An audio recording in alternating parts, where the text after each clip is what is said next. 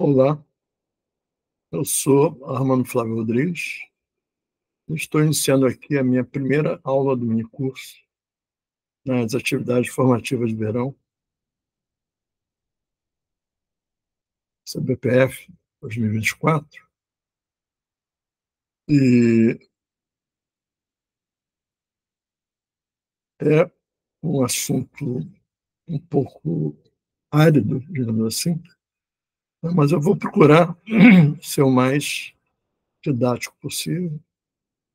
Certas partes técnicas eu vou saltar, até porque senão a gente não consegue acabar o curso, né? E eu pretendo dividir esse curso a primeira parte do curso em duas aulas, de aproximadamente 1 hora.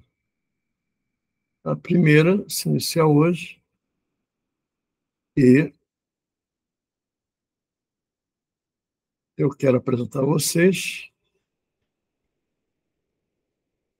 o,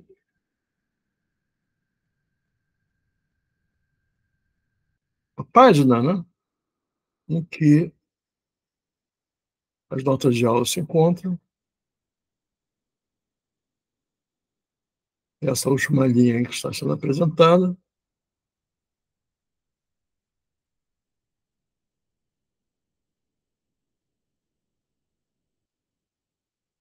E também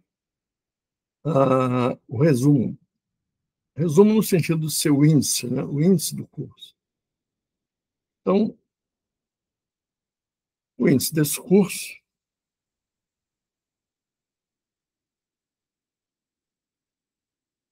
está aqui.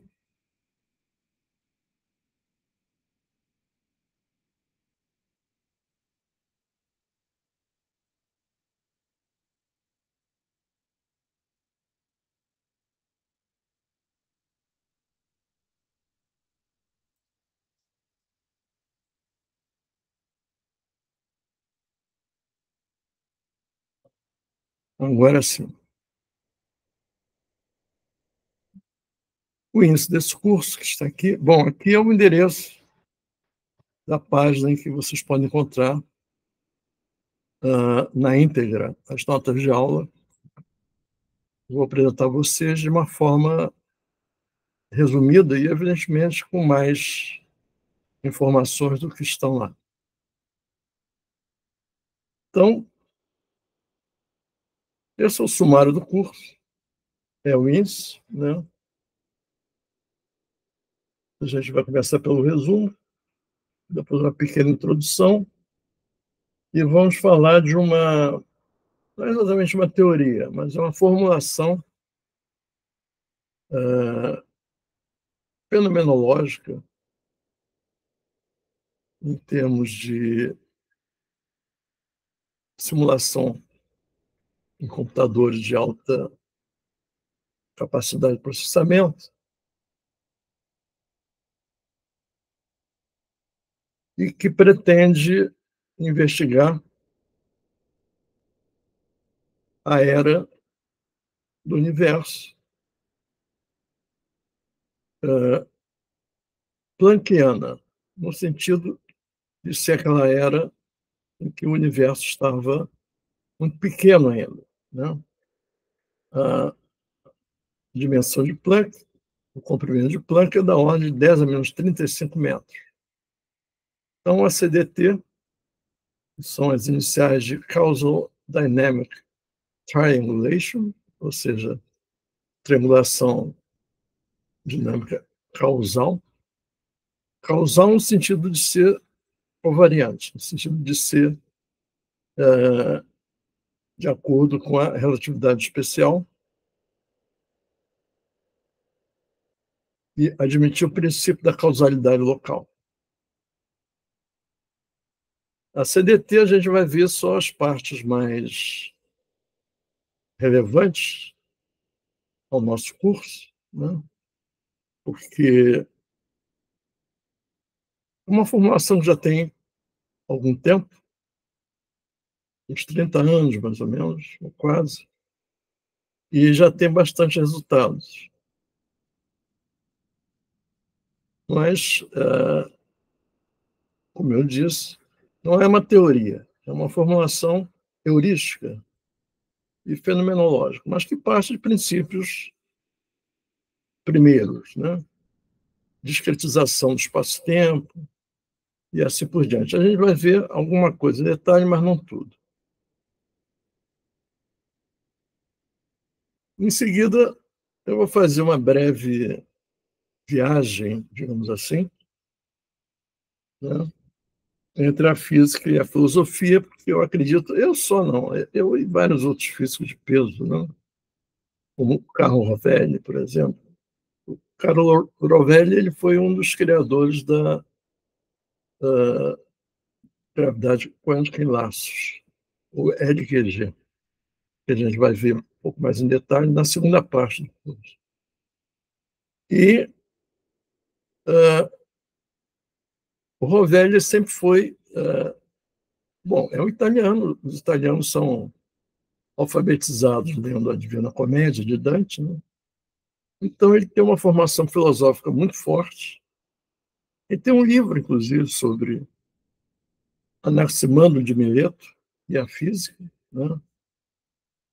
Analisando as descobertas ou intuições desse pré-socrático bastante importante, em termos científicos hoje, né?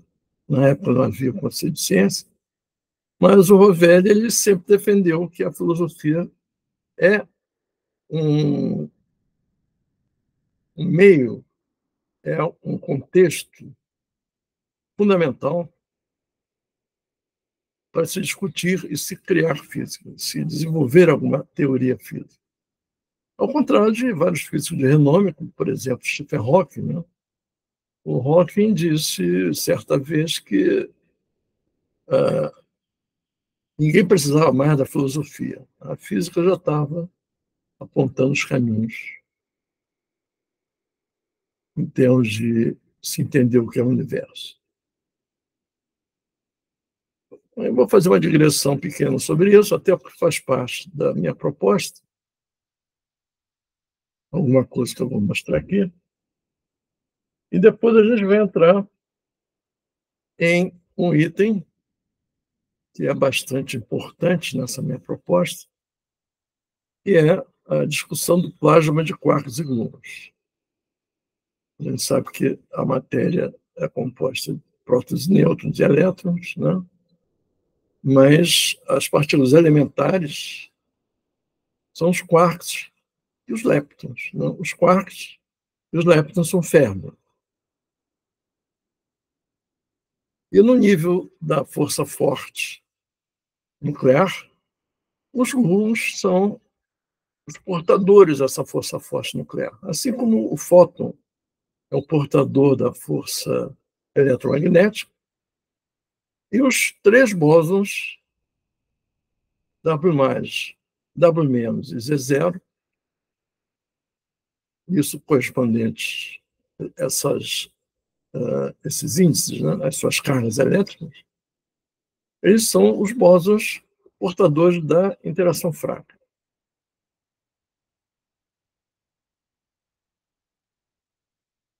Então é importante a gente entender um pouco o que vem a ser esse plasma de quarks e gluons. Por quê? Porque experimentos recentes, desde 2000, inclusive, feitos nos Estados Unidos, depois na Europa, né? Inicialmente Brookhaven, no RHIC, Rutgers Heavy Ion Collider, e no LHC, que todo mundo conhece, né? No CERN, Large Hadron Collider. Nesses dois grandes aceleradores de partículas, grandes no sentido de não só espaçosos, né? O LHC tem 27 quilômetros de circunferência embaixo da Terra, né? Eles são muito energéticos. E esse plasma de quarks e gluons se revelou experimentalmente, ou melhor, observacionalmente, a experiência não previa isso, inclusive. Previa de uma certa forma, mas não da forma que acabou acontecendo. Mas, então, esse plasma de quarks e gluons se revelou como sendo uma realidade objetiva da natureza. E, a partir das altas energias e altas temperaturas em que ele se revela, nesses experimentos de colisões de altas energias, supõe-se que o universo, no seu início, antes das partículas que formam os átomos, né? Antes dos prótons, os nêutrons se formarem, o universo era composto de uma grande massa, uma grande quantidade, né, de quarks e gluons livres, assim como de elétrons e fótons, né, por causa das interações que vão surgindo posteriormente. Mas, essencialmente, os quarks e gluons formariam um estado da matéria que antecede a matéria hadrônica, que a gente conhece, hadrônica no sentido de ser composta por hadrons, né? São as partículas que estão sujeitas à interação forte. Então, esse plasma de quarks e gluons seria, durante um brevíssimo espaço de tempo, que a gente vai ver, a pequena dimensão temporal disso, constituinte do universo existente, objetivamente existente. Os quarks e os gluons estariam, então, livres, que não é o que se observa hoje. Os quarks hoje não se observam, não são observados diretamente. Eles são observados através de decaimentos de outras partículas a partir deles. É por isso que se tem hoje um elenco de massas de quarks, né?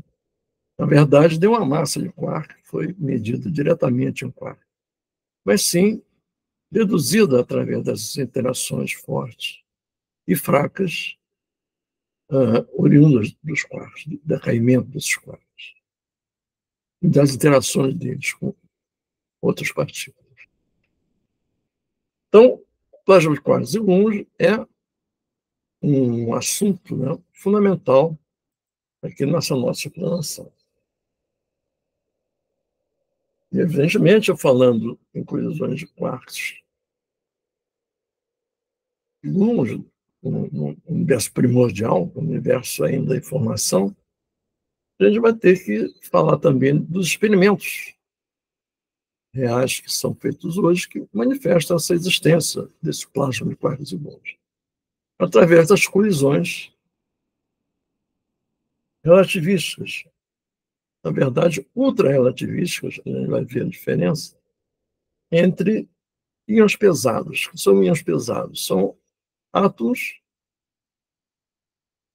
com núcleos de elementos como ouro e chumbo, né, desprovidos de seus elétrons, né, por causa da alta energia em que eles são produzidos. Evidente, eles são íons, eles são ionizados.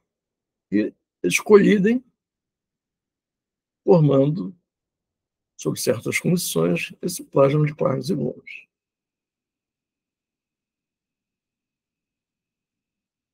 Em seguida, eu vou falar brevemente também.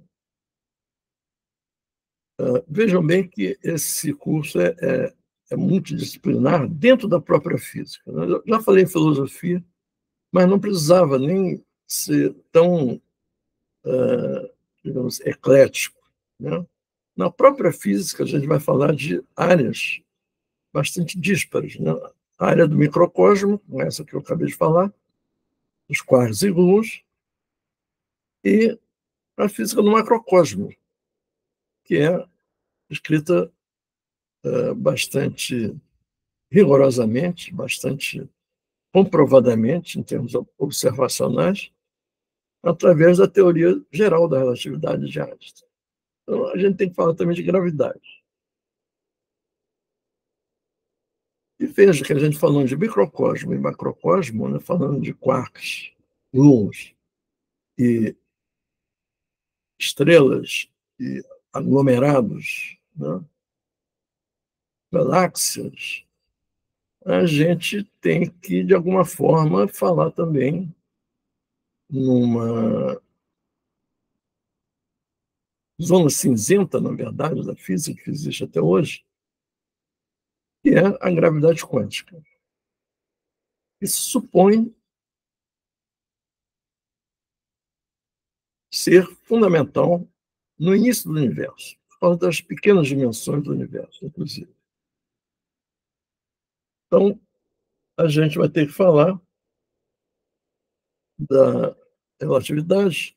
Eu não vou me deter muito em aspectos matemáticos, embora esteja nas notas de aula, né?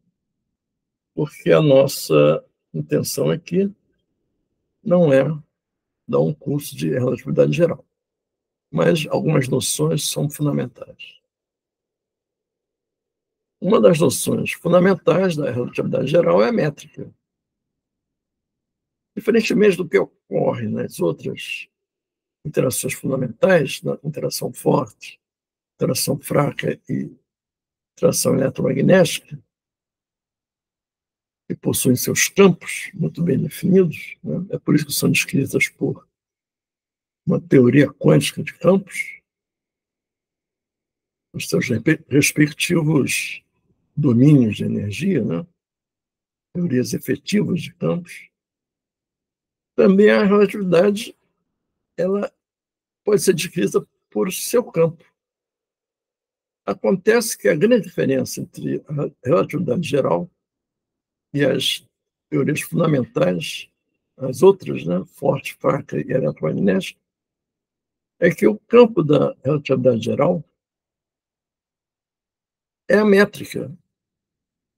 A métrica, como se diz, né, é uma entidade matemática, né, uma entidade geométrica. E como é que uma entidade geométrica pode vir a ser um campo físico? Continua sendo um dos grandes mistérios da relatividade geral, mas é o que acontece. Evidentemente, há outras formulações que transformam, inclusive, a relatividade geral em uma teoria,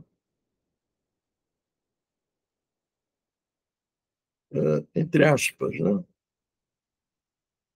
de campos, de Yang-Mills, como a gente vai mostrar, na formulação de um matemático inglês chamado Abhay Ashtekar, mas são formulações equivalentes.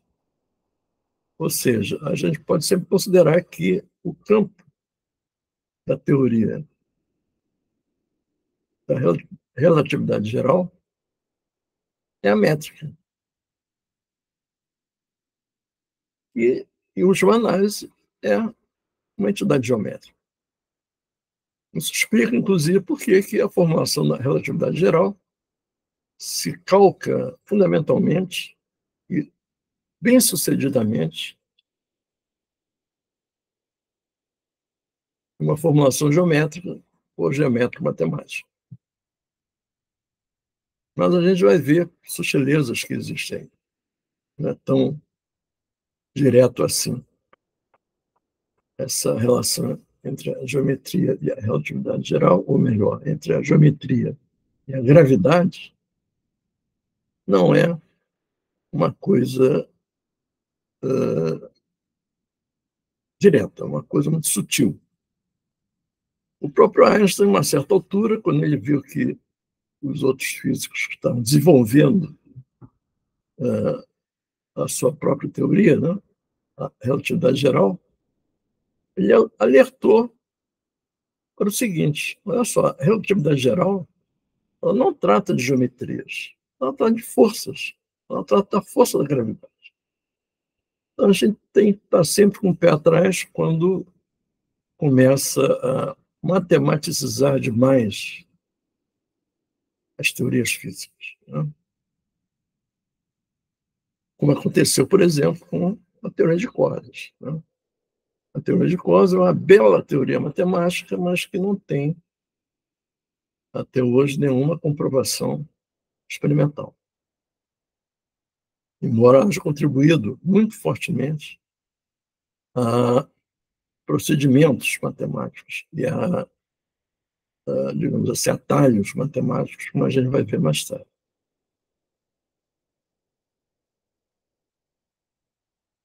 E, em falando em gravidade, eu vou entrar num assunto que é pouquíssimo desenvolvido nos livros da própria relatividade geral, que é a teoria de Einstein-Cartan. Quem foi Cartan? Élie Cartan foi um matemático francês que era 10 anos mais velho que o Einstein.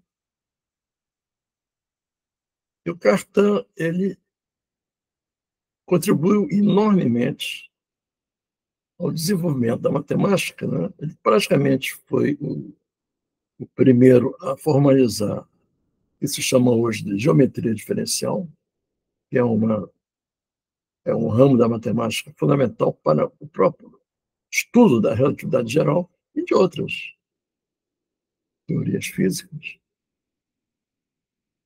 Agora, o feito dele que eu acho mais impressionante é que ele, apenas com uma formulação matemática, né, ele simplesmente descobriu o spin. Nem se falava em spin, não se fazia ideia do que fosse spin, que seria necessário, né? O spin para escrever a matéria. Né? Em 1912, ele escreveu um artigo em que ele descrevia uma transformação linear que se comportava diferentemente de uma transformação vetorial. O nome spin não existia ainda. Né? Então, o título do artigo dele é bem técnico, né? A gente vai ver depois. Mas o spin só foi descoberto experimentalmente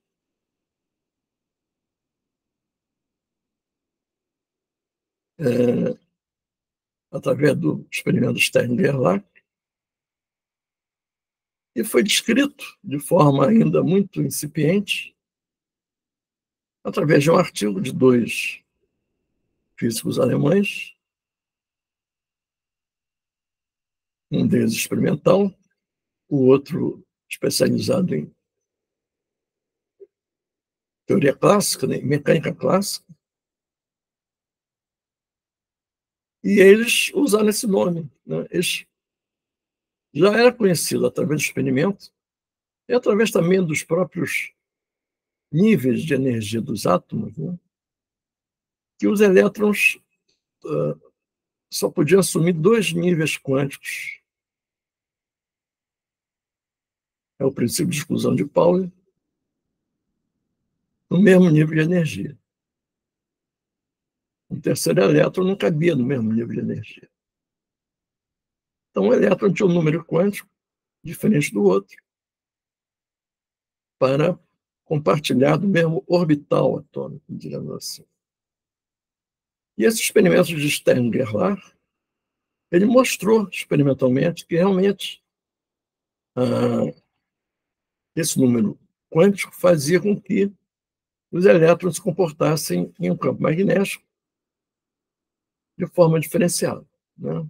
Eles seguiam caminhos diferentes. Um feixe de elétrons era bipartido. Né? Ele era partido em dois. Esse número quântico, portanto, tinha dois níveis. E esses dois físicos alemães, Uhlenbeck e Paul Smith, escreveram um artigo dizendo que isso se devia ao, ao giro do elétron em torno do seu próprio eixo. O elétron tinha carga elétrica, tem carga elétrica. A gente sabe que uma carga elétrica, quando gira, cria um campo magnético. Né? O spin ele foi detectado através de campos magnéticos. Esse artigo quase que não saiu, quase que não foi publicado, porque um outro físico alemão, bastante crítico, chamado Wolfgang Pauli, fez as contas, ele recebeu o artigo ainda sem ser divulgado, né, através de um terceiro físico, e ele fez as contas e falou, não, isso não é possível, porque se for assim, o elétron tem que girar uma velocidade tangencial em torno do seu eixo 300 vezes maior do que a velocidade da luz. E a gente sabe que isso não é possível. Não? A velocidade da luz é um limite imposto pela relatividade especial. Por sorte dos dois físicos, sim. E como eles caracterizavam esse efeito do elétron ter possivelmente dois dipolos magnéticos opostos, eles associaram isso à rotação do elétron. A rotação, em inglês, é spin. Como o artigo saiu em inglês, ficou o nome. Embora se saiba hoje que não é nada disso. O spin é um número quântico intrínseco. Não se deve à rotação, até porque o elétron não tem dimensão. Ou melhor, se tiver dimensão, é da ordem um pouco maior que a dimensão de Planck, mas não é pontual, né, como a dimensão clássica supõe.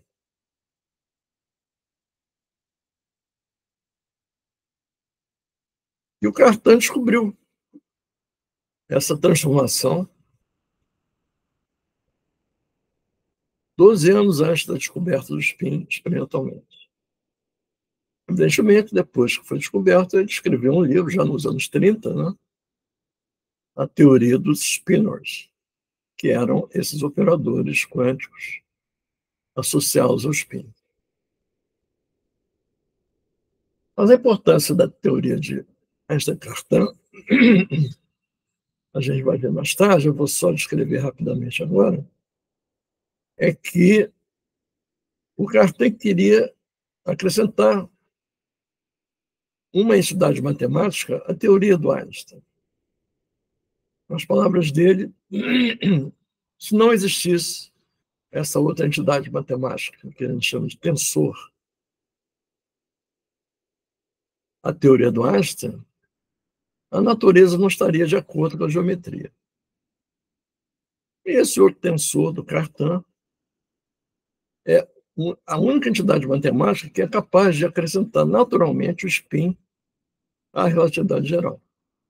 A relatividade geral de Einstein não conhece o spin, não tem a menor possibilidade de você incluir o spin na relatividade geral, a não ser a mão, ou adotando a teoria de Cartan. Acontece que o Einstein, a vida inteira, ele se recusou a aceitar, ele não via sentido físico nisso. Ele era muito cioso, muito ciumento das suas teorias, né?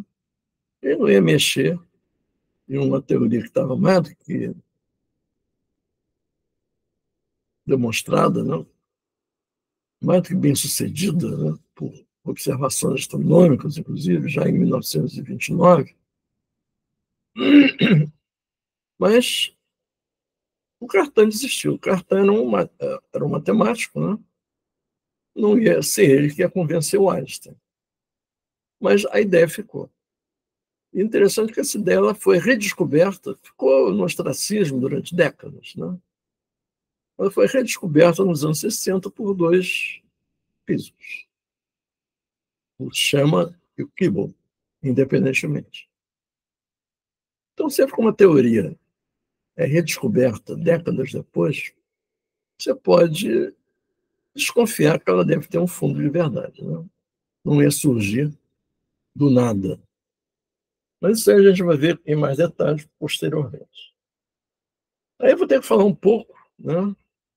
Isso aí vai ser absolutamente necessário, já que a gente não dispõe de métodos de observação do universo primordial, universo de informação, ainda, né? A gente vai ter que falar um pouco, usar um pouco as ferramentas que vieram lá da teoria de cordas. Em particular, a ferramenta mais importante na física moderna atual é a chamada dualidade ADS-CFT, onde ADS significa o espaço anti de Sitter e CFT significa Conformal Physics Theory, teoria física conforme. Mas, quando chegar a hora, a gente vai falar em mais detalhe disso.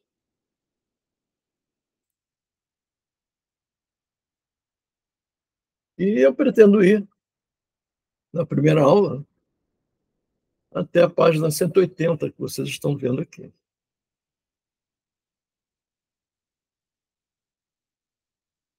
Então, vocês veem que vai ser uma jornada, né? Bastante, digamos assim, densa, mas eu vou finalizar essa apresentação inicial só mostrando, para alívio da maioria, que a gente vai chegar apenas à página 360. Então, a primeira aula, que não é essa de hoje é apenas uma introdução absolutamente necessária, né, para vocês verem o acúmulo de informação que eu vou tentar repassar a vocês. E na próxima aula, ou melhor, na primeira aula, essa eu considero aula zero, né? Na aula 1, a gente vai iniciar diretamente a partir do resumo. São considerações bastante amplas, bastante atuais. Eu procurei atualizar até 2024 os resultados, né? Exatamente porque, como o assunto abrange uma gama muito ampla de áreas físicas complementares, não? Microfísica, né? Mecânica quântica, mecânica estatística, a astrofísica, a cosmologia. Então, essa grande quantidade de informação ela tem que ser digerida aos poucos, né? Mas eu espero que, ao final, como eu falei, desta jornada,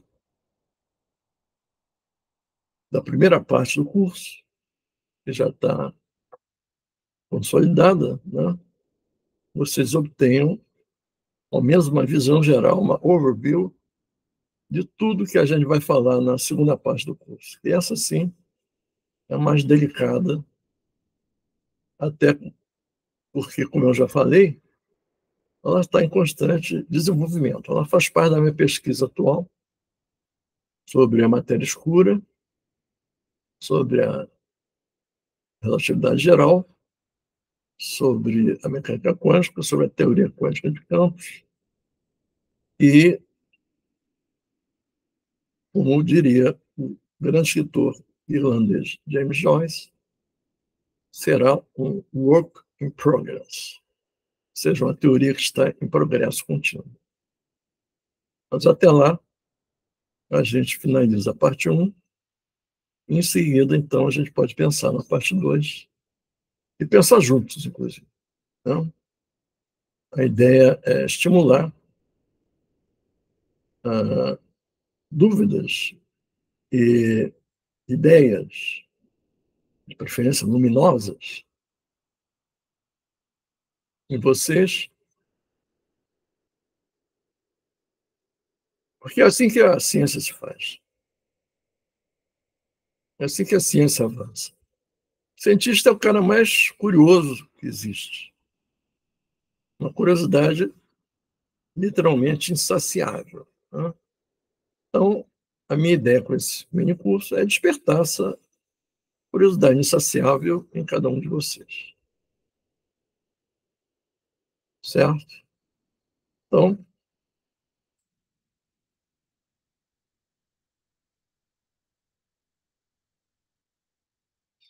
encerro aqui por hoje